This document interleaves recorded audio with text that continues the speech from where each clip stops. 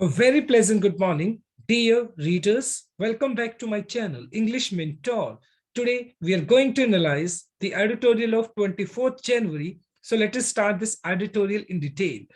The title of this editorial is A Stellar Fallacy. A stellar fallacy का मतलब हो गया, देखो स्टेलर का मतलब होता है बहुत ज्यादा इंपॉर्टेंट, और फॉलेसी का मतलब हो गया एक तरीके से इल्यूजन, जिसको आप भ्रम बोल सकते हो, भूल कह सकते हो, यानी एक बहुत बड़ी भूल या एक बहुत बड़ा भ्रम। On hasty assessment of environmental cost. तो इसको समझने से पहले हमें एक चीज समझनी होगी कि हमारी जो यूनियन इन्वायरमेंटल मिनिस्ट्री है, तो उसने अभी क्या किया है, उसने एक सिस्टम लॉन्च करने की कोशिश की है जिसका नाम है स्टार रेटिंग सिस्टम। अब ये चीज क्या है star rating system? Star rating system के तहत क्या किया जाएगा, जितनी भी इंडस्ट्रीज है, जो कोई भी पर्टिकुलर कंपनी जो है, अगर इंडिया के अंदर कोई भी बिजनेस को एस्टेब्लिश करना चाहती है, तो उनको पहले एक असेसमेंट करना होगा। और कौन सी असेसमेंट होगी? वो इन्वायरमेंटल असेसमेंट होगा उनका, कि उनके बिजनेस से इन्वायरमेंट के ऊपर कितना रिस्क बनता है, कितना खतरा होता है। तो सबसे पहले उनको इन्वायरमेंटल क्लियरेंस लेना होगा, इन्वायरमेंटल पर्यावरण की मंजूरी लेनी होगी कि उस पर्टिकुलर बिजनेस का या उस पर्टिकुलर इंडस्ट्री का, कंपनी का इन्वायरमेंट के ऊपर कितना रिस्क बनता है। तो उसका एक असेसमेंट किया जाएगा। उस क्लियरेंस के बाद ही वो क्या कर सकता है, उस क्लियरेंस के हिसाब से उस पर्टिकुलर ऑर्गेनाइजेशन को, कंपनी को या बिजनेस को रेटिंग दी जाएगी, जिसके अंदर कुछ पर्टिकुलर पैरामीटर्स हैं। उन पैरामीटर्स के आधार पर उनको जज किया जाता है, उनको इवेलुएट किया जाता है, और जिसके बाद उनको क्लियरेंस मिलेगी किसके लिए, बिजनेस करने के लिए। तो ये एक असेसमेंट सिस्टम निकाला है सरकार ने, यूनियन जो इन्वायरमेंटल मिनिस्ट्री है, तो उसने अभी फिलहाल स्टार रेटिंग सिस्टम लॉन्च किया है, राइट। तो ये पूरा का पूरा आर्टिकल इसी के ऊपर बेस्ड है। So let us start this editorial in detail. देखते हैं सबसे पहले, जैसे कि अ स्टेलर पॉलिसी, यानी एक बहुत बड़ी, आप भूल कह सकते हो या भ्रम कह सकते हो। ऑन हैस्टी का मतलब जल्दबाजी में लिया गया असेसमेंट ऑफ इन्वायरमेंटल कॉस्ट। फिलहाल क्या किया जा रहा है, ये जो स्टार रेटिंग सिस्टम को लॉन्च किया गया है, जिसके तहत मतलब पैरामीटर्स को क्या किया जाएगा, उनको जज किया जाएगा, उनको इवेलुएट किया जाएगा कि किस पर्टिकुलर ऑर्गेनाइजेशन को इन्वायरमेंटल क्लियरेंस देनी है, किसको नहीं देनी है। लेकिन फिलहाल क्या है, हैस्टी असेसमेंट। लेकिन मतलब ये जो एक क्लियरेंस के चक्कर में क्लियरेंस जल्दी से जल्दी मिल जाए, तो हैस्टी असेसमेंट नहीं होना चाहिए। ऐसा नहीं होना चाहिए कि उसका जो असेसमेंट है वो बहुत जल्दबाजी में किया जाए, ना कि थॉरोली किया जाए। एक्चुअल में जो असेसमेंट है वो बहुत सीरियस तरीके से की जानी चाहिए। उसका खामियाजाना मतलब इन्वायरमेंट को नहीं भुगतना चाहिए, यानी कि उसका खामियाजाना जो हमें है पर्यावरण के तौर पर नहीं भुगतना चाहिए। तो इट मींस कि जो असेसमेंट है वो प्रॉपर तरीके से की जानी चाहिए। असेसमेंट ऑफ इन्वायरमेंटल कॉस्ट मतलब ये कोई भी बिजनेस जो है, कोई भी इंडस्ट्री है, उसका जो इन्वायरमेंट के ऊपर, पर्यावरण के ऊपर क्या उसका इंपैक्ट होने वाला है, उसका जो असेसमेंट है, उसका जो मूल्यांकन है। Benefits of project, at the same time जो भी प्रोजेक्ट लॉन्च किया जाने वाला है, यानी जो भी पर्टिकुलर इंडस्ट्री को एस्टेब्लिश किया जाना है, बिजनेस को एस्टेब्लिश किया जाना है, उसके फायदे, यानी should not be done in haste का मतलब जल्दबाजी में नहीं किए जाने चाहिए। और फिलहाल इसका मतलब ये नहीं है कि अगर हमें प्रोजेक्ट के बेनिफिट्स दिखाई पड़ते हैं, तो इन्वायरमेंट का जो एक असेसमेंट होना चाहिए कि उस पर्टिकुलर बिजनेस का इन्वायरमेंट के ऊपर क्या रिस्क रहेगा, क्या चैलेंज होगा, तो उस असेसमेंट को जल्दबाजी में नहीं किया जाना चाहिए। बिजनेस के बेनिफिट्स को भी कंसीडर करना है, but at the same time जो असेसमेंट होनी चाहिए इन्वायरमेंटल क्लियरेंस को लेकर, वो भी प्रॉपर तरीके से की जानी चाहिए। A move by union environmental ministry, तो फिलहाल देखा जाए तो जो एक हमारे जो यूनियन मिनिस्ट्री है, उसने एक कदम उठाया है टू इम्प्लीमेंट, लागू करना अ स्टार रेटिंग सिस्टम, जिसके तहत वो क्या करेगा, जितने भी मतलब ये बिजनेसेस हैं, तो उनको क्या किया जाएगा, उनको स्टार रेटिंग सिस्टम के तहत स्टार्स दिए जाएंगे। स्टार रेटिंग सिस्टम के अंदर कुछ पैरामीटर्स हैं, जिन पैरामीटर्स को बेस फाउंडेशन मानकर, जिन पैरामीटर्स को बेसिक मानकर किसी भी बिजनेस को उसका असेसमेंट किया जाएगा कि ये पर्टिकुलर जो बिजनेस है, इंडस्ट्री है, या जो प्रोजेक्ट है, वो हमारे इन्वायरमेंट के लिए कितना सुटेबल है, या फिर कितना अनहेल्दी हो सकता है हमारे इन्वायरमेंट के लिए, इन्वायरमेंट के हिसाब से। तो ये जो कदम उठाया है यूनियन इन्वायरमेंटल मिनिस्ट्री ने, है स्पार्क्ड का मतलब उकसा देना, आग लगा देना, कंट्रोवर्सी का मतलब एक तरीके से विवाद, after one of its official communiques. Communiques का मतलब हो गया एक तरीके से एन ऑफिशियल रिपोर्ट, और एक आधिकारिक जो एक रिपोर्ट प्रस्तुत की गई, उस आधिकारिक रिपोर्ट ने क्या कर दिया, एक कंट्रोवर्सी पैदा कर दी, एक डिस्प्यूट पैदा कर दिया, बिकेम पब्लिक। और जब ये ऑफिशियल जो एक रिपोर्ट है जो पब्लिकली उसको किया गया, तो उसके बाद क्या हो गया, एक कंट्रोवर्सी वहां पर भड़क गई एक तरीके से। बहुत सारे जो बिजनेस हाउसेस हैं या जो लोग हैं, उन्होंने क्या किया, उन्होंने इसका विरोध भी किया। कहीं ना कहीं यूनियन मिनिस्ट्री को इस चीज का क्रिटिसिज्म का भी सामना करना पड़ा।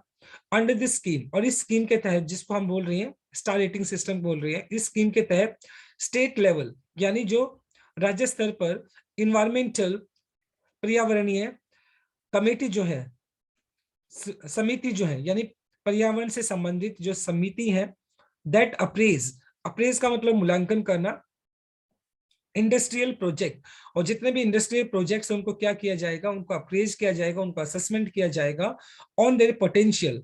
पोटेंशियल मतलब उनकी जो क्षमता है उसके हिसाब से, इन्वायरमेंटल रिस्क, यानी कोई भी जो बिजनेस है, कोई भी इंडस्ट्री है, जो प्रोजेक्ट है उसको एस्टेब्लिश करने से पहले उसके इन्वायरमेंट के ऊपर क्या रिस्क होने वाले, क्या जोखिम पड़ेगा उसका।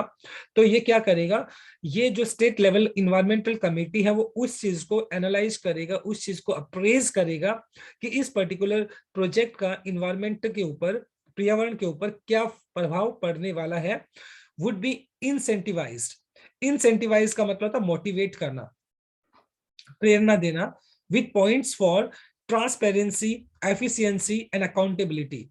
और फिलहाल अगर देखा जाए, ये जो स्टेट लेवल इन्वायरमेंटल जो कमेटी है, वो जो जिसको जो क्या करेगी, किसी भी प्रोजेक्ट को अप्रेज करेगी, जिससे कि उस पर्टिकुलर प्रोजेक्ट का हमारे इन्वायरमेंट के ऊपर क्या रिस्क है, क्या खतरा बनेगा, उसका क्या इंपैक्ट पड़ेगा, वुड बी इंसेंटिवाइज। इंसेंटिवाइज का मतलब ये जो क्या करेगी, इस प्रक्रिया को मोटिवेट करेगी, जिसके अंदर क्या पॉइंट्स को कंसीडर किया जाएगा, ट्रांसपेरेंसी होनी चाहिए, पारदर्शिता होनी चाहिए, एफिशिएंसी मतलब दक्षता होनी चाहिए, एंड अकाउंटेबिलिटी का मतलब हो गया कि इन केस मतलब हमें अकाउंटेबल, रिस्पॉन्सिबल भी ठहराना होगा कि अगर इन केस प्रोजेक्ट की वजह से अगर इन्वायरमेंट को कोई भी नुकसान होता, तो ये नुकसान उस प्रोजेक्ट की जिम्मेवारी भी होगी कि उसको इस बात को इंश्योर करना है कि इन्वायरमेंट का किसी भी तरीके से नुकसान ना हो। तो ये अकाउंटेबिलिटी भी उसी प्रोजेक्ट की होगी, उस इंडस्ट्री की होगी जिसको एस्टेब्लिश किया जाना है।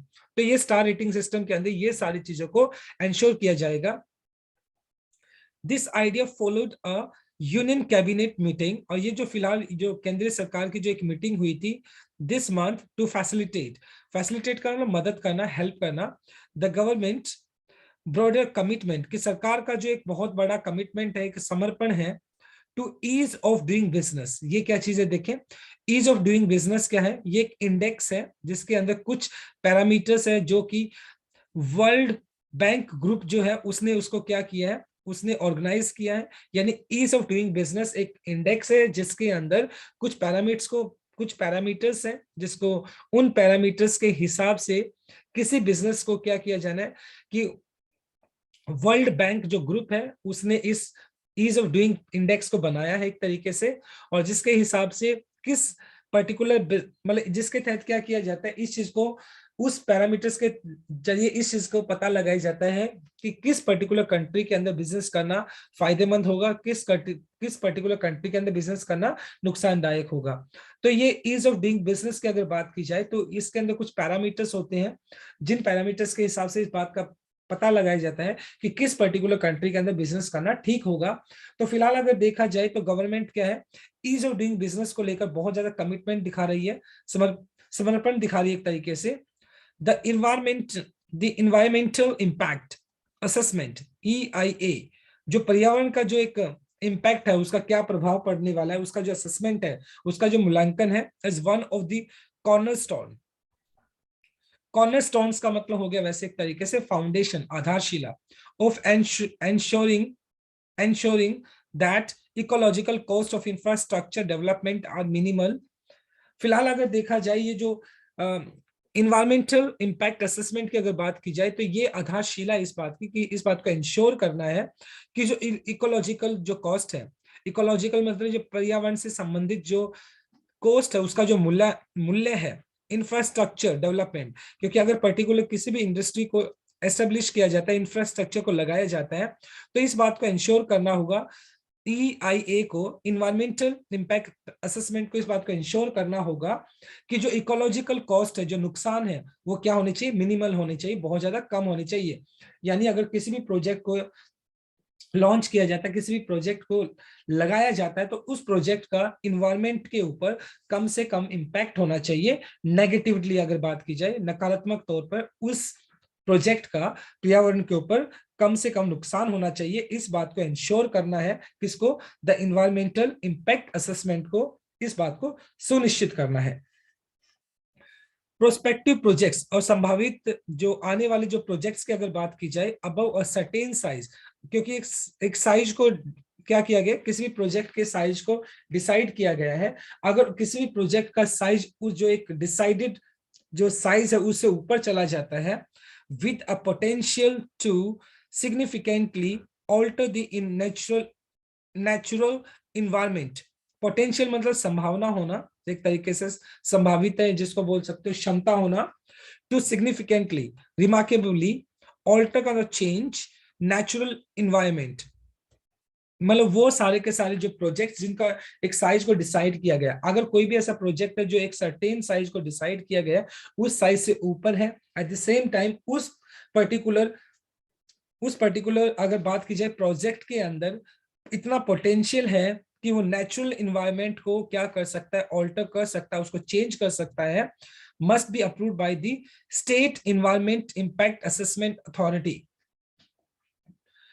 Comprising state officials and independent experts. फिलहाल अगर देखा जाए तो एक जो सर्टेन साइज को फिक्स किया गया है, अगर उस साइज से ऊपर का कोई भी प्रोजेक्ट है जिसका इंपैक्ट हो सकता है नेचुरल इन्वायरमेंट के ऊपर, हमारे जो प्राकृतिक पर्यावरण है उसके ऊपर उसका फर्क हो सकता है, उसका इंपैक्ट हो सकता है, पर्यावरण का ऊपर उसका प्रभाव पड़ सकता है, तो उस प्रोजेक्ट को अप्रूव किया जाना चाहिए। उसको पहले मंजूरी कहां से मिलनी चाहिए, SEIAA, यानी कि जो क्या है, state environment impact assessment authority.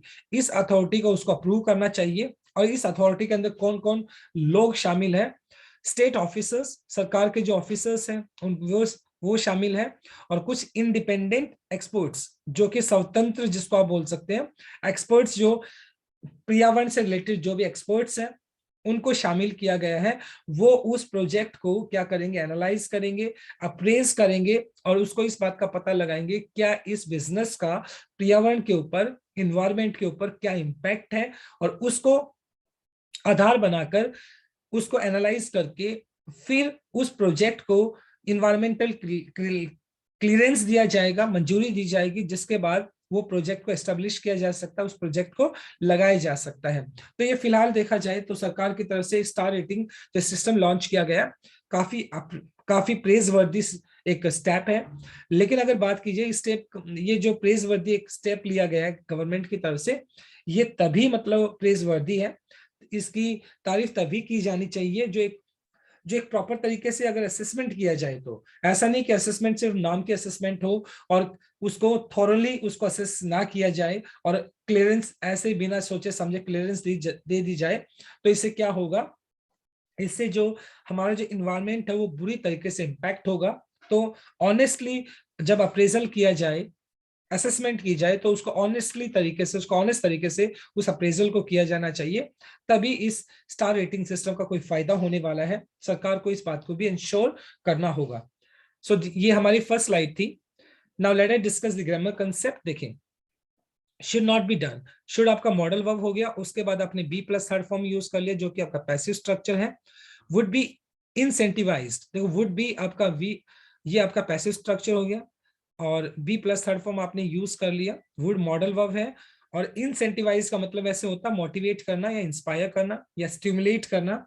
One of the कॉर्नरस्टोन्स, वैसे कॉर्नरस्टोन का मतलब होता है फाउंडेशन या बेसिक, जिसको आप बोल सकते हो।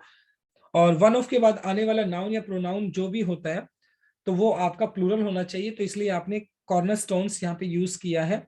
मस्ट स्ट्रॉन्ग ऑब्लिगेशन को दिखाता है, और उसके बाद आपने B plus third form use कर लिया जो कि आपका पैसिव स्ट्रक्चर है। Now let us move on to a second slide.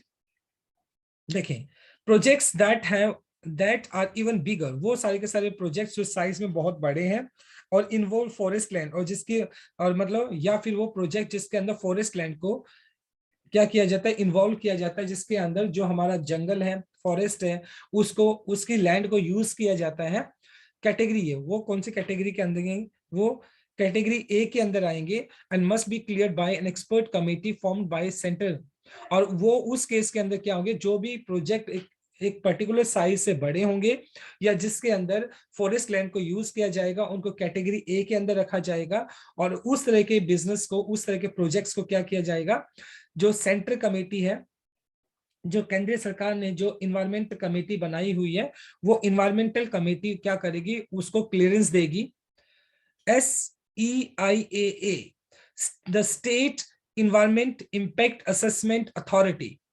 Projects make up the bulk of projects. और फिलहाल जी SEIAA प्रोजेक्ट्स की अगर बात की जाए, जितने भी ये प्रोजेक्ट्स हैं, make up the bulk of projects, ये बल्क के अंदर प्रोजेक्ट्स को बनाती है। बल्क के अंदर मतलब ढेर सारी मात्रा के अंदर प्रोजेक्ट्स को बनाती है। For approval including building, construction, small mining, small industry projects and are consider less polluting. और फिलहाल SEIAA प्रोजेक्ट्स की अगर बात की जाए तो ये काफी मात्रा में प्रोजेक्ट्स को बनाती है, जिसके अंदर कुछ प्रोजेक्ट्स जिसको वो प्रोजेक्ट्स को अप्रूवल देती है, वो प्रोजेक्ट्स कौन से हैं, बिल्डिंग को लेकर, कंस्ट्रक्शंस को लेकर, या जो स्मॉल माइनिंग मतलब खान वगैरह की जो माइनिंग की जाती है, या जो छोटी इंडस्ट्रीज है उनको लेकर क्या करती है, अप्रूवल देती है SEIAA। तो इस जो कि जनरली लेस पॉल्यूटिंग माना जाता है, यानी वो प्रदूषण कम करने वाले जितने भी जो प्रोजेक्ट्स है उनको ये अप्रूवल देती है SEIAA। तो ये उन पर्टिकुलर प्रोजेक्ट्स को अप्रूवल देती है, इन्वायरमेंट से रिलेटेड जो क्लियरेंस देती है वो SEIAA वो क्लियरेंस देती है। The star rating system proposed is to rank and incentivize। और फिलहाल जो स्टार रेटिंग सिस्टम को प्रपोज किया गया, लॉन्च किया गया, इसका पर्पस क्या है, रैंक करना, कैटेगरी को फाइंड आउट करना कि उसका जो रैंक करना, उस पर्टिकुलर प्रोजेक्ट है वो कितना, किस हद तक इन्वायरमेंट के लिए बेनिफिट है, नुकसानदायक है, तो इस बात को रैंकिंग करना। इंसेंटिवाइज का मतलब है इंस्पायर करना, मोटिवेट करना। States how quickly and efficiently they can afford environmental clearance. और फिलहाल अगर देखा जाए तो स्टार रेटिंग सिस्टम के तहत इस बात को इंश्योर करना है कि जो जितने भी स्टेट्स हैं वो कितने जल्दी से और कितनी एफिशिएंटली वो क्या कर सकते हैं, इन्वायरमेंटल क्लियरेंस को अफोर्ड कर सकते हैं, यानी वो कितना कितना जल्दी से जल्दी इन्वायरमेंटल क्लियरेंस दे सकते हैं किसी भी प्रोजेक्ट को। अगर कोई भी प्रोजेक्ट को लॉन्च किया जाता है तो सबसे पहले जो उस पर्टिकुलर प्रोजेक्ट को इन्वायरमेंटल क्लियरेंस लेना होगा, उसका मतलब पर्यावरण की से संबंधित मंजूरी लेनी होगी कि इस पर्टिकुलर प्रोजेक्ट का पर्यावरण के ऊपर कोई भी नेगेटिव इंपैक्ट नहीं है, या बहुत ही मिनिमल, बहुत ही कम उसका इंपैक्ट होने वाला है, तो ये क्लियरेंस दिया जाएगा। तो स्टेट को इस बात को इंश्योर करना होगा, जल्दी से जल्दी वो एक असेसमेंट करना होगा। तो कहीं ना कहीं स्टार रेटिंग सिस्टम के तहत उसी पर्टिकुलर प्रोसीजर को जल्दी से जल्दी करने के लिए ये स्टार रेटिंग सिस्टम को लॉन्च किया गया है। इट स्पेल आउट का मतलब हो गया to explain even criteria, 7 criteria to rate SEIAA। और फिलहाल अगर देखा जाए जो the state environmental impact assessment authority की अगर बात की जाए तो उन्होंने 7 ऐसे क्राइटेरिया, 7 ऐसे पैरामीटर रखे हैं, जिन पैरामीटर के ऊपर किसी भी पर्टिकुलर प्रोजेक्ट को एनालाइज किया जाएगा, किसी भी प्रोजेक्ट की उसकी समीक्षा की जाएगी। ऑन वो कौन से है, ट्रांसपेरेंसी को ले लिया जाए कि पारदर्शिता कितनी है, एफिशिएंसी को लिया जाए, उसकी दक्षता को लेकर लिया जाए, एंड अकाउंटेबिलिटी, अकाउंटेबिलिटी मतलब उसकी जिम्मेवारी को लेकर कि वो कितना जिम्मेवार है इन्वायरमेंट को लेकर। तो ये सारी चीजों को, वो सारे के सारे पैरामीटर्स है जिनके अंदर इन्वायरमेंट जो क्लियरेंस है, पर्यावरण से संबंधित जो मंजूरी है, उसको दिया जाएगा ऑन ए स्केल ऑफ 7। और फिलहाल 7 पॉइंट का जो पैरामीटर्स है उसके ऊपर देखा जाए एन SEIAA, जिसका मतलब है state environmental impact assessment authority, for instance gets more points for granting a clearance in less than 80 days then for within 105 days no marks for more. See, जो फिलहाल अगर बात की जाए, जो SEIAA की अगर बात की जाए, state environment impact assessment authority की बात की जाए, तो उन्होंने किसी भी प्रोजेक्ट के लिए 105 यानी 105 दिन डिसाइड किए हैं। तो किसी भी प्रोजेक्ट को 105 दिन से पहले उसको इन्वायरमेंटल क्लियरेंस मिल जानी चाहिए। और अगर किसी भी प्रोजेक्ट को 80 दिन से पहले वो क्लियरेंस मिल जाती है तो उसको एक्स्ट्रा पॉइंट्स मिलेंगे। और अगर वो 105 दिन से लेट हो जाता है तो उसको किसी भी तरह के पॉइंट्स नहीं दिए जाएंगे। तो ये पैरामीटर्स को भी डिसाइड किया गया है। तो अ स्कोर ऑफ 7 और मोर वुड बी रेटेड 5 स्टार। और अगर मान लो 7 जो पैरामीटर्स हैं, उन 7 पैरामीटर्स को अगर देखा जाए, अगर कोई भी प्रोजेक्ट है वो 7 के 7 पॉइंट्स को गेन कर लेता है तो उसको 5 स्टार रेटिंग दी जाएगी।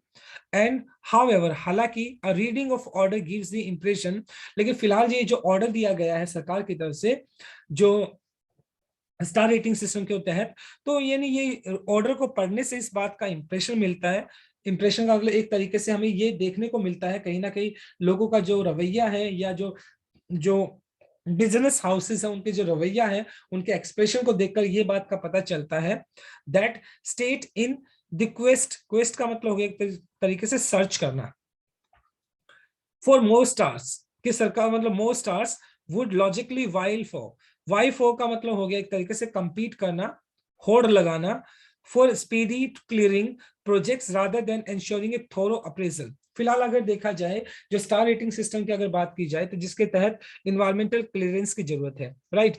लेकिन फिलहाल ये देखने को मिल रहा है कि स्टेट जो है वो इस होड़ में लगी हुई है। क्विस्ट का मतलब सर्च करना, और सरकार के स्टेट की तरफ से ये होड़ लगी हुई है कि वो ज्यादा से ज्यादा प्रोजेक्ट्स को क्या करे, क्लियर करे। लेकिन इस बात को नहीं भूलना चाहिए रादर देन एंश्योरिंग अ थोरो अप्रेजल। थोरो का मतलब कंप्लीट, अप्रेजल का मतलब इवेल्युएशन। तो फिलहाल क्या होना चाहिए कि सरकार को ये चीज नहीं होनी चाहिए, सरकार को इस बात की होड़ नहीं होनी चाहिए कि वो ज्यादा से ज्यादा प्रोजेक्ट को क्या करे, अप्रूवल करे, इन्वायरमेंटल जो क्लियरेंस है उनको जल्दी से जल्दी दे दे। बल्कि उस बात को इंश्योर करना है कि जो अप्रेजल हो वो एक प्रॉपर तरीके से हो, ऑनेस्ट अप्रेजल हो और थोरो अप्रेजल हो, यानी कि उसको प्रॉपर तरीके से अप्रेज किया जाए तभी उसका फायदा है। अदरवाइज इस तरीके से अगर अप्रूवल दिया जाएगा तो उससे क्या है, ये तो एक फॉर्मेलिटी बन के रह जाएगी, औपचारिकता बन के रह जाएगी। और इसका जो इम्पैक्ट है कहीं ना कहीं पर्यावरण के ऊपर नेगेटिव ही होने वाला है, नकारात्मक ही होने वाला है। तो सरकार को इस बात को इंश्योर करना होगा कि जो भी अप्रेजल दिया जाए, जो भी असेसमेंट की जाए, वो असेसमेंट ऑनेस्ट होनी चाहिए। सिर्फ ऐसा नहीं होना चाहिए कि वो सिर्फ दिखावे के तौर पर असेसमेंट की जाए, उसका नेगेटिव इंपैक्ट होने वाला है। सरकार को ज्यादा से ज्यादा अप्रेजल के चक्कर में, ज्यादा से ज्यादा जो प्रोजेक्ट्स है उनको अप्रूवल देने के चक्कर में जो थोरो अप्रेजल है उसको करना चाहिए, उसको नहीं इग्नोर नहीं करना चाहिए। द इन्वायरमेंटल मिनिस्ट्री की अगर बात की जाए, जो पर्यावरण जो समिति है, जो मिनिस्ट्री है, has said in response to criticism, और जैसे ही मतलब इस क्रिटिसिज्म का सामना करना पड़ा, क्योंकि जैसे उसने स्टार रेटिंग जो सिस्टम की रिपोर्ट पब्लिकली शेयर की तो उसके बाद जो मिनिस्ट्री है उसको क्रिटिसिज्म का भी सामना करना पड़ा, आलोचना का भी सामना करना पड़ा। That the intention is not the hasten the clearance. तो इसके बचाव के अंदर सरकार को बीच में आना पड़ा, जो इन्वायरमेंट जो अपनी मिनिस्ट्री है उसको बीच में आना पड़ा, और उस बात को उनको क्या देना पड़ा, उन्होंने अपना एक तरीके से जस्टिफिकेशन दिया, क्लैरिफिकेशन दिया क्या, कि दैट द इंटेंशन, कि जो उनका इंटेंशन है, उनका जो एक मकसद है, not the to hasten the clearance, उनका मकसद जो है ना वो जो इन्वायरमेंटल जो क्लियरेंस है उसको फास्ट नहीं करना, उसको जल्दी नहीं करना है कि मतलब जो क्लियरेंस है उसको जल्दी से जल्दी पूरा किया जाए, उनका ऐसा मकसद नहीं है। बट एक्सेलरेट का स्पीड बढ़ाना, the pace of decision making. तो सरकार ने अपना बचाव करते हुए इस बात को बोला है कि उनका इंटेंशन बिल्कुल भी ये नहीं है कि वो जो क्लियरेंस की जो प्रोसीजर है उसको जल्दी से जल्दी पूरा करना चाहते हैं, बल्कि वो क्या करना चाहते हैं, वो स्पीड बढ़ाना चाहते हैं, किससे, जिससे कि डिसीजन मेकिंग जल्दी हो सके।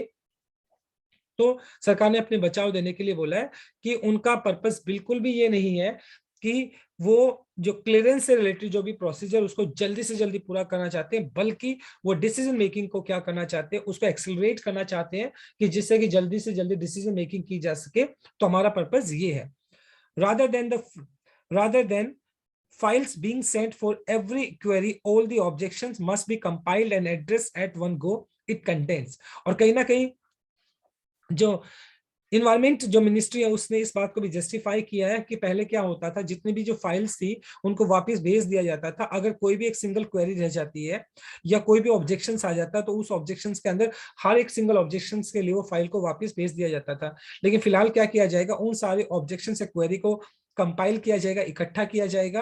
मतलब किसी प्रोजेक्ट के अंदर जितनी भी क्वेरी है या जितने भी ऑब्जेक्शंस है, हर बार उसको एक एक करके नहीं भेजा जाएगा, बल्कि उन सारे ऑब्जेक्शंस को, क्वेरी को एक साथ लिया जाएगा, उनको कंपाइल किया जाएगा, उनको इकट्ठा किया जाएगा और उसके बाद addressed at one go. Address का मतलब यहाँ पे होगा सॉल्यूशन, और उन सारी क्वेरीज और ऑब्जेक्शंस का एक ही साथ सॉल्यूशन किया जाएगा, जिससे कि क्या होगा, टाइम कंज्यूमिंग जो पहले ज्यादा लगती थी वो कम होगी, at the same time decision making थोड़ा स्ट्रांग हो जाएगा। तो इस तरीके से जो इन्वायरमेंट जो मिनिस्ट्री है उसने अपना जस्टिफिकेशन दिया है, इस तरीके से उसने अपना क्लियरेंस दिया है कि इस तरीके से हम क्या करना चाहते हैं, हम डिसीजन मेकिंग को स्ट्रांग करना चाहते हैं। इट कंटेंट्स, या इट यूज किया गया मिनिस्ट्री के लिए, और कंटेंट्स का मतलब हो गया एक तरीके से आर्ग्यूज, तर्क देते हुए। तो इस तरह का तर्क जो इन्वायरमेंटल मिनिस्ट्री है उसने इस तरह का तर्क दिया है। तो कहीं ना कहीं उसने इस बात को जस्टिफाई किया कि उनका ये पर्पस बिल्कुल भी नहीं है कि वो जो इन्वायरमेंटल जो ना अप्रेजल के लिए जो प्रोसीजर है उसको जल्दी से जल्दी नहीं करना चाहती, बल्कि वो क्या करना चाहती है, डिसीजन मेकिंग को स्ट्रांग करना चाहती है, जिससे कि किसी भी पर्टिकुलर प्रोजेक्ट को पहले ज्यादा टाइम लगता था, वो सारी क्वेरीज को या ऑब्जेक्शंस को एक ही साथ सॉल्यूशन दिया जाएगा उनका, जिससे कि डिसीजन मेकिंग स्ट्रांग होगी। तो इस ऐसा उनका मकसद है। So this is our second slide. Now let us move on to our second, grammar concept of this slide. इसका ग्रामर कंसेप्ट देख लेते हैं हम। सबसे पहले देखें, मस्ट आपका स्ट्रॉन्ग ऑब्लिगेशन दिखाता है, और उसके बाद बी प्लस थर्ड फॉर्म आपने यूज कर लिया जो कि पैसिव स्ट्रक्चर है। कैन आपका मॉडल वर्ब है, और उसके बाद अफोर्ड आपने यूज कर लिया। मॉडल वर्ब जनरली अपने साथ V1 लेकर चलता है। वुड भी आपका मॉडल वर्ब है, उसके बाद बी रेटेड आपका बी प्लस थर्ड फॉर्म आपने यूज कर लिया जो कि पैसिव स्ट्रक्चर है। टू हैस्टन आपका हो गया 2+V1 जो कि आपका इन्फिनिटिव केस है। बीइंग सेंट बैक ये आपका इन्फिनिटिव, सॉरी ये आपका जीरंड पैसिव स्ट्रक्चर हो गया, बीइंग सेंट बैक। और ये V3 हो गया जो कि आपका पैसिव स्ट्रक्चर है। तो इसको बोला जाएगा आपका जीरंड पैसिव स्ट्रक्चर बोला जाएगा आपका ये। Now let us move on to a last slide, slide number 3। While quicker decision making, जैसे सरकार ने इस बात का जस्टिफिकेशन दिया है कि इससे क्या होगा कि डिसीजन मेकिंग थोड़ी जल्दी हो जाएगी, बेनिफिट्स एवरीवन। और सरकार इस बात को मतलब जस्टिफाई करती कह रही है कि मतलब अगर डिसीजन मेकिंग जल्दी होगी तो उससे दोनों को ही फायदा होगा, यानी कहीं ना कहीं बिजनेस को भी फायदा होने वाला है और कहीं ना कहीं स्टेट को भी फायदा होने वाला है। तो फायदा सभी का ही है, मतलब अगर डिसीजन मेकिंग को स्ट्रांग किया जाता है। स्टेट्स कमिटीज, जहां तक राज्य सरकार की जो जो कमिटीज है, समितियां हैं, आर करंटली हैम्पर्ड। हैम्पर्ड का मतलब स्ट्रेंगल्ड, स्ट्रेंगल्ड का मतलब एक तरीके से हो गया बाधा डालना, by having to few independent expert and decision making being left to the bureaucrats than to environmental specialist. फिलहाल अगर बात की जाए, जो किसी भी इन्वायरमेंटल को क्लियरेंस को देने के लिए उसका जो अप्रेजल किया जाता है, तो उस अप्रेजल के अंदर बहुत सारे लोग क्या है इन्वॉल्व है, जिसकी वजह से डिसीजन मेकिंग जनरली लेट हो जाती है। जैसे committees, state committees are currently hampered. Hampered का मतलब उसमें बाधा डालना, क्योंकि जो स्टेट कमेटी है वो इन्वायरमेंटल रिलेटेड जो भी क्लियरेंस देती है किसी भी प्रोजेक्ट को, तो उससे पहले उन प्रोजेक्ट को क्या करना पड़ता है, वहां पर जो इंडिपेंडेंट एक्सपर्ट्स हैं, बहुत सारे जो स्वतंत्र जो एक्सपर्ट्स हैं जो इन्वायरमेंट को लेकर, वो अपना क्लियरेंस देते हैं। And at the same time उसके बाद ब्यूरोक्रेट्स जो हैं, सरकार के जो ऑफिसर्स हैं, वो उसको कंसीडर करते हैं।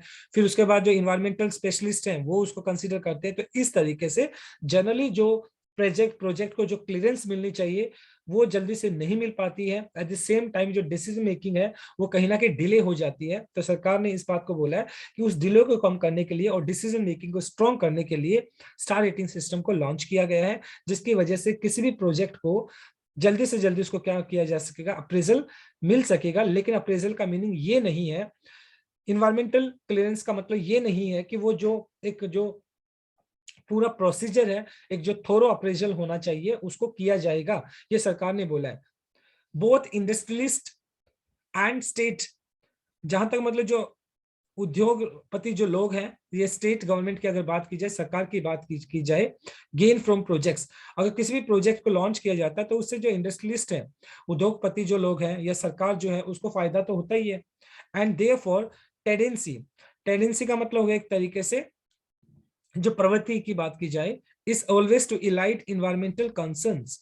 टू इलाइट का मतलब हो गया तरीके से to strike out, to prevent करना, यानी कि चाहे वो इंडस्ट्री हो चाहे वो स्टेट हो, तो इनको क्या करनी चाहिए, उसकी एक प्रवृत्ति होनी चाहिए इस वजह से कि जिससे कि ज्यादा से ज्यादा जो इन्वायरमेंटल जो कंसर्न्स होते हैं उनको क्या किया जाए, दूर किया जाए।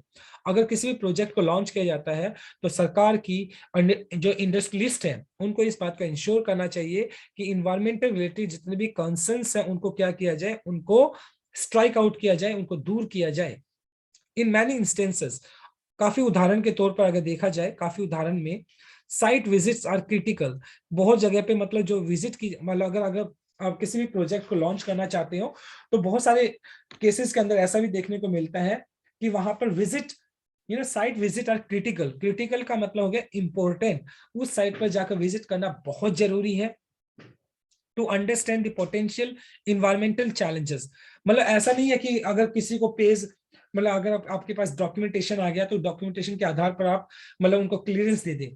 तो बहुत जगह पे ऐसा भी होता है कि मान लो अथॉरिटी को वहां पर जाकर चेक करना होगा कि क्या एक्चुअल में ये जो प्रोजेक्ट है वो सुटेबल है उस प्लेस के लिए, क्या उसका इन्वायरमेंट के ऊपर इम्पैक्ट पड़ेगा नहीं पड़ेगा। तो उस पर्टिकुलर साइट पे जाकर विजिट भी करना चाहिए, जिससे कि जो पोटेंशियल इन्वायरमेंटल चैलेंजेस हैं, जो हो सकते हैं चैलेंजेस, उन चैलेंजेस का क्या किया जा सके, आकलन किया जा सके, उनको समझा जा सके। तो बहुत सारे केसेस में जो अथॉरिटी है उसको वहां पर जाकर उस साइट को विजिट भी करना चाहिए। कैलकुलेटिंग द रिस्क, और रिस्क को कैलकुलेट करना चाहिए। And the benefits of industrial projects vice versa vis-a-vis their environmental impact is understandably। Understandably का मतलब हो गया क्लियरली, साफ जाहिर तौर पर, हार्ड। और फिलहाल अगर देखा जाए तो क्या मतलब ये काम भी थोड़ा मुश्किल हो जाता है कि रिस्क को कैलकुलेट करना। देखो, रिस्क को कैलकुलेट करना और जो इंडस्ट्री है उसके फायदे कितने हैं, इन चीजों को कैलकुलेट करना थोड़ा मुश्किल तो है, लेकिन फिर भी जितना जिस हद तक हो सके जो अप्रेजल किया जाए, जब इन्वायरमेंटल क्लियरेंस दी जाए तो उस क्लियरेंस को प्रॉपर तरीके से किया जाना चाहिए, उसका ऑनेस्ट अप्रेजल होना चाहिए। और बहुत बार ऐसे केसेस में जहां पर विजिट बहुत ज्यादा जरूरी है उस साइट की, तो वहां पर उस साइट पर जाना चाहिए और वहां पर जाके प्रैक्टिकली इस चीज को देखना चाहिए कि क्या इसका इम्पैक्ट इन्वायरमेंटल के ऊपर बिल्कुल पॉजिटिव रहेगा, नेगेटिव रहेगा, कितना इसका फायदा रहने वाला है। तो इस चीज को अप्रेजल करना चाहिए इस चीज का, और उसके बाद ही इन्वायरमेंटल क्लियरेंस देनी चाहिए।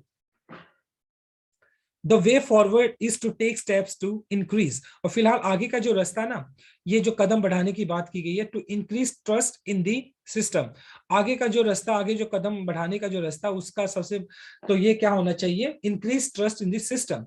जिससे कि क्या किया जा सके, जो सिस्टम है, ये जो व्यवस्था की गई है स्टार रेटिंग सिस्टम की, इस पर लोगों का विश्वास बढ़े, ऐसा कुछ होना चाहिए।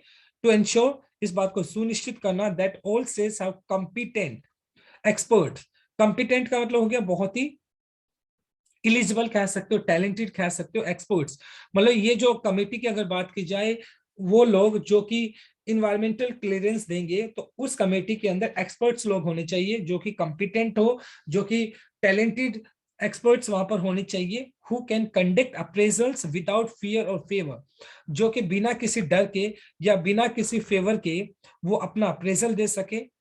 ऐसे एक्सपर्ट्स की जरूरत है, तभी ऑनेस्ट तरीके से अप्रेजल किया जा सकेगा। और जो जो पर्टिकुलर इंडस्ट्री या प्रोजेक्ट्स इन्वायरमेंटल रिलेटेड जितने भी जो पैरामीटर्स हैं उनको फॉलो करते हैं, उनको अप्रेजल मिलना चाहिए, उनको क्लियरेंस मिलनी चाहिए। और जो उन उन पर्टिकुलर पैरामीटर्स को पूरा नहीं कर पाते, उनके जो इन्वायरमेंटल क्लियरेंस है उसको मना कर देनी चाहिए। तो ऑनेस्ट तरीके से अप्रेजल होना चाहिए। तो उसके लिए कॉम्पिटेंट एक्सपर्ट्स की जरूरत होगी जो बिना किसी डर के और फेवर के अपना अप्रेजल दे सके। A list of empty ranking is the least advisable way to bring about this। और फिलहाल अगर देखा जाए एम्प्टी, खाली रैंकिंग, सिर्फ खाली रैंकिंग अगर दी जाती है, एक प्रॉपर तरीके से अप्रेजल नहीं किया जाता है, लीस्ट एडवाइजेबल। एडवाइजेबल का मतलब हो गया रीजनेबल। तो इस तरह की मतलब जो रैंकिंग है उसका कुछ भी मायने नहीं है। Way to bring about this, मतलब ब्रिंग अबाउट दिस का मतलब लेकर आना। इस तरह की अगर रैंकिंग ली जाती है जिसके अंदर सिर्फ खाली रैंकिंग है, एक प्रॉपर तरीके से एक जो थोरो अप्रेजल होना चाहिए वो नहीं है, तो वो रैंकिंग अपने आप में मीनिंगलेस है, उसका कोई मीनिंग ही नहीं होता। तो अगर इन्वायरमेंटल क्लियरेंस देनी है तो उसके लिए जो भी अप्रेजल सिस्टम है उस अप्रेजल सिस्टम को प्रॉपर तरीके से करना चाहिए, ऑनेस्ट तरीके से करना चाहिए, तभी इन्वायरमेंटल क्लियरेंस मिलनी चाहिए। तो इसी बात को आधार लेकर सरकार को भी काम करना चाहिए, जितने भी एक्सपर्ट्स उसके उस कमेटी के अंदर एक्सपर्ट जो जिनको लगाया गया है इस काम के लिए, उनको ऑनेस्ट तरीके से इसका अप्रेजल करना चाहिए, तभी इस चीज का फायदा मिल सकता है। तो बहुत ही इंटरेस्टिंग आर्टिकल था आज का हमारा। Now let us discuss the grammar concept. देखिए, आर करंटली हैम्पर्ड, आर के बाद आपने थर्ड फॉर्म यूज कर लिया जो कि present perfect, present indefinite passive structure हो गया। करंटली आपका एडवर्ब है यहाँ पर। टू इलाइड, इलाइड का मतलब होता है वैसे स्ट्राइक आउट करना, किसी चीज को प्रिवेंट करना, छोड़ना। ओके, तो ये आपका इन्फिनिटिव केस हो गया। कैन आपका मॉडल वर्ब हो गया, और कैन के बाद आपने कंडक्ट यूज कर लिया जो कि जनरली क्या है, मॉडल वर्ब के बाद आप जनरली V1 यूज कर लेते हैं, right. So my dear readers, this is all about from this article. Thanks for watching this video. Please do like, share, comment and subscribe to my channel. So tomorrow I'll continue with another article. Till then, bye bye, take care and have a nice day.